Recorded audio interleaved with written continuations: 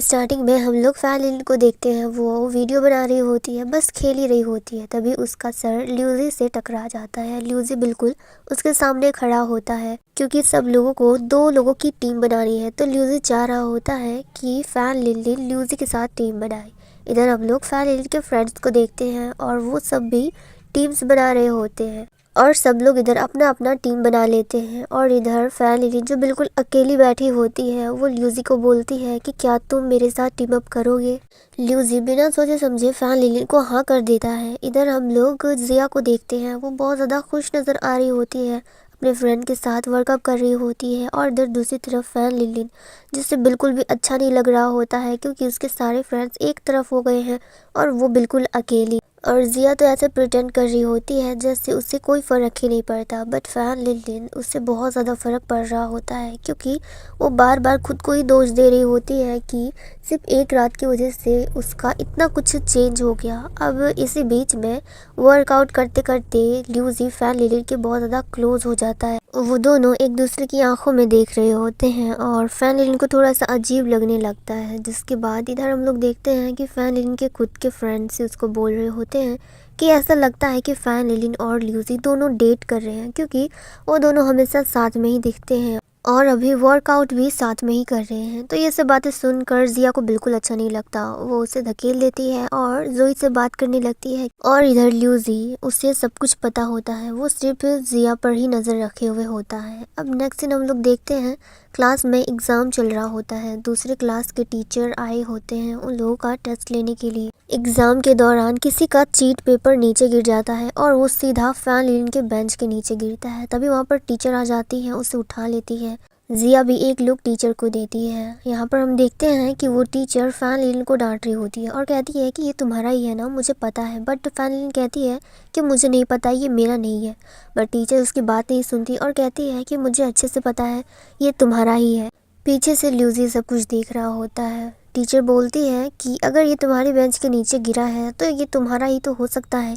वो fan linen के साथ ज़ोर ज़बरदस्ती करने लगती है। तो फैन लिलिन उठती है और कहती है कि एक बार मैंने आपको बोल दिया कि ये मेरा नहीं है। तो टीचर कहती है कि अगर तुमने मुझे सच सच नहीं बताया तो मैं तुम्हारे मार्क्स काट दूंगी और तुम्हें प्रिंसिपल ऑफिस ले जाऊंगी और तुम्हें स्कूल से भी निकलवा दूंगी। वो फैन लिलिन को कहती है कि अब तुम्हारा बहुत हो गया, तुम मेरे साथ चलो क्योंकि मैं तुम्हें बिल्कुल भी बर्दाश्त नहीं कर सकती, तुम बहुत ही ज़्यादा एरोगेंट हो। ये बोलकर टीचर फैन लिलिन को अपने साथ ले जाने लगती है। तो ल्यूजी खड़े हो जाता है और वो कहता है टीचर को कि क्या आप बिल्कुल श्योर हैं कि वो चीट पेपर फैन लिलिन का ही है। इस क्लास में बहुत सारे स्टूडेंट हैं, क्या पता किसी ने जानबूझकर फैन लिलिन के पास वो चीट पेपर फेंक दिया हो ताकि वो पकड़ी जाए।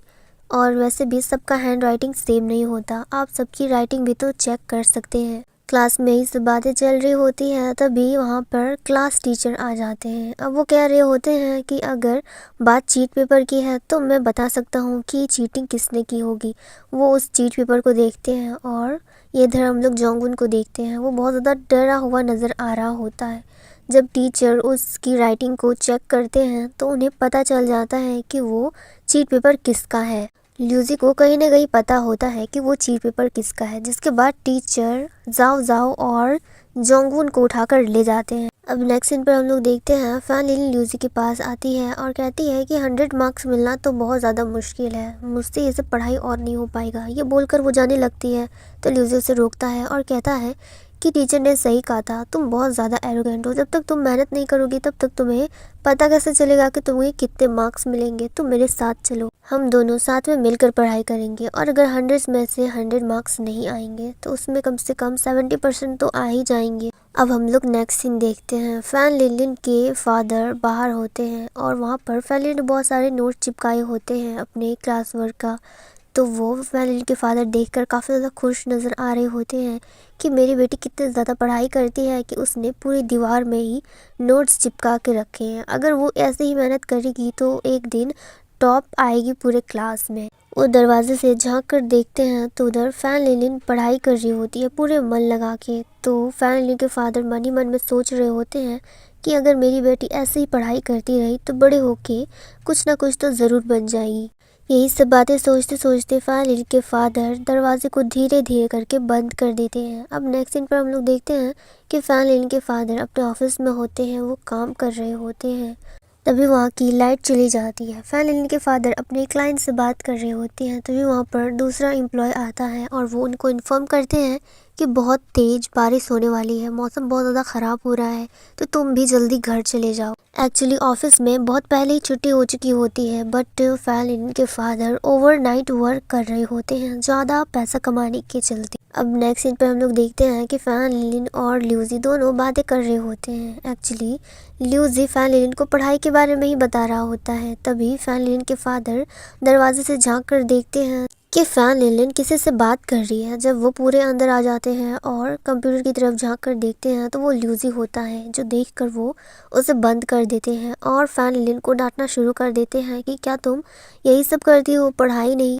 तुम्हें मैंने कितनी बार कहा है कि तुम इन सब चीज़ों से दूर रहो, और स्पेशली इस लड़के से। तुम इस लड़के को तो जानते ही होगी, इसने मेरी कितनी ज़्यादा बेइज्जती की थी। इसने मुझे एक गरीब समझकर इसने मुझे पैसे फेंक कर मारे थे। तुम आखिर इस लड़के से बात कैसे कर सकती हो? तुम अभी के अभी फैसला कर लो कि तुम्हें पढ़ाई करना है या फिर इस लड़के के साथ बात। तो फैन लिन कहती है कि मुझे अभी सिर्फ अकेले रहना है, क्योंकि अगर आप यहाँ पे रहोगे तो मैं पढ़ाई नहीं कर पाऊँगी। आप प्लीज़ यहाँ से चले जाओ। जिसके बाद फैन लिन के फादर वहाँ से चले जाते हैं। वो जाते जाते भी कह रहे होते हैं कि मुझे अच्छे से पता है कि तुम क्या करने वाली हो। फैन लिन को बहुत ज़्यादा गुस्सा आ रहा होता है, क्योंकि उसके फादर उस पर बिल्कुल भी ट्रस्ट नहीं करते हैं। अब वो फिर से कंप्यूटर ऑन करती है और वो ल्यूजी से बात करने लगती है, उससे पढ़ाई के बारे में पूछने लगती है। वो कहती है कि मेरे पापा आ गए थे और उन्होंने थोड़ा सा गलत समझ लिया था, वो ऐसे ही है, तुम उनकी बातों पर ध्यान मत दो। इसके बाद वो लोग फिर से पढ़ाई करने लगते हैं। ल्यूजी उसको समझा रहा होता है कि तुम बस हिम्मत मत हारना, कोई भी चाहे कितना भी कुछ क्यों ना बोले, बट तुम्हें अपने कॉन्फिडेंस को बिल्कुल भी लूज़ नहीं करना है, क्योंकि मुझे पता है कि तुम अगर मेहनत करोगी तो तुम सबसे ज़्यादा मार्क्स ला सकती हो पूरे क्लास में। अब हमें नेक्स्ट डे का सीन दिखाया जाता है, जब टेस्ट पेपर का रिजल्ट आ चुका होता है। फैन लिन को A+ और B ग्रेड मिला होता है। वो बिल्कुल भी खुश नज़र नहीं आ रही होती है। इधर ल्यूजी फैन लिन से एक्सपेक्ट कर रहा होता है कि वो उसे सब कुछ आगे बताएगी, बट वो कुछ नहीं बोलती और आगे चली जाती है। अब हमें नेक्स्ट डे का सीन दिखाया जाता है। फैन लिन अपने बेंच पर अकेली बैठी होती है और पीछे से ल्यूजी उसे देख रहा होता है। फैन लिन बहुत ज़्यादा सैड होती है, क्योंकि उसे 59% मार्क्स आए होते हैं और वो सोच रही होती है कि वो इससे अच्छा कर सकती थी, उसने और मेहनत क्यों नहीं की। तभी वहाँ पर ल्यूजी आता है। वो फैन लिन के मार्कशीट को देखता है और कहता है कि तुम्हें सैड होने की बिल्कुल भी ज़रूरत नहीं है, क्योंकि तुम्हें इतना बुरा मार्क्स भी नहीं आया है। जो सुनने के बाद फैन लिन कहती है कि हाँ, इतना बुरा नहीं आया है, लेकिन मैं इससे अच्छा भी तो कर सकती थी। मैं एक्सपेक्ट कर रही थी कि मुझे अच्छा मार्क्स मिलेगा, लेकिन ये तो बिल्कुल भी अच्छा नहीं है।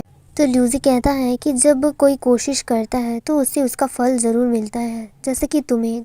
तभी वहाँ पर फैन लिन के टीचर आते हैं। वो फैन लिन से कह रहे होते हैं कि तुम्हें तो बहुत अच्छा मार्क्स मिला है, तो फिर तुम इतने ज़्यादा सैड क्यों हो? तो फैन लिन कहती है कि मैं एक्सपेक्ट कर रही थी कि मुझे 100 मार्क्स मिलेंगे, बट मुझे उतना मार्क्स नहीं मिला है। मैं सैड भी नहीं हूँ और मैं उतनी ज़्यादा हैप्पी भी नहीं हूँ। इसके बाद फैन लिन के टीचर कहते हैं कि जहाँ तक मैं तुम्हें जानता था, तुम क्लास में सबसे ज़्यादा बदमाश लड़की थी और तुम्हारा पढ़ाई में बिल्कुल भी इंटरेस्ट नहीं था। हर बार तुम सिर्फ गंदे मार्क्स से पास हुआ करती थी, पर इस बार तुमने बहुत मेहनत की है और मुझे यकीन है कि आगे चल के अगर तुम और मेहनत करोगी तो तुम 100 मार्क्स भी ले आओगी। बस तुम कभी भी अपना कॉन्फिडेंस लूज़ मत करना। जो सुनकर फैन लिन को बहुत ही ज़्यादा अच्छा लगता है कि टीचर ने उसकी इतनी ज़्यादा तारीफ़ की। टीचर ल्यूजी को एक लुक देते हैं और उन्हें पता होता है कि ल्यूजी की वजह से ये सब कुछ पॉसिबल हो पाया है। ल्यूजी भी स्माइल करता है और उसे अच्छा लग रहा होता है कि टीचर ने फाइनली फैन लिन की इतनी ज़्यादा तारीफ़ की। और इस मोमेंट पे हमारा ये सीन कट हो जाता है।